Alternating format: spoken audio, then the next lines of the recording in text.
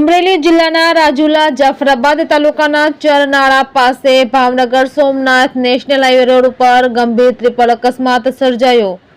રાજુલાના ચરનાળા નજીક ST bus car અને બાઇકનો અકસ્માત સર્જાતા 3 વ્યક્તિના ઘટના સ્થળે મોત અને 4 ને ઈજા પહોંચી।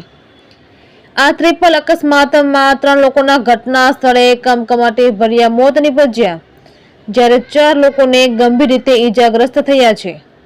એસટી બસ અને કાર અકસ્માત સર્જાતા કારના કૂચા બુકડો બોલી ગયા। કાર બેઠેલ 4 લોકોમાંથી 3 વ્યક્તિના ઘટના સ્થળે મોત નીપજ્યા।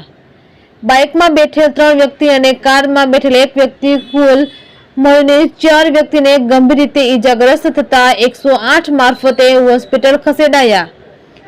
ટ્રિપલ અકસ્માતની ઘટના બનતા લોકોને ટોળા એકઠા થયા હતા। કારમાં ફસાયેલા લોકોને બહાર કાઢ્યા। એસટીની સામેથી આવી રહેલ કાર ડિવાઈડર ઠેકી એસટી સાથે ધડાકાભેર અથડાતા અકસ્માત સર્જાયો, જેમાં એસટીની પાછળ આવી રહેલ બાઇક એસટી બસમાં ઘૂસી જતા અકસ્માત સર્જાયો હતો। આ ઘટનાની જાણ એસટી અધિકારી અને રાજુલા પોલીસને થતા જ પીઆઈ પોલીસ સ્ટાફ સહિત ઘટના સ્થળે પહોંચી અકસ્માતને લઈ વધુ તપાસ હાથ ધરી। રિપોર્ટર મનીષ મહેતા, રાજુલા।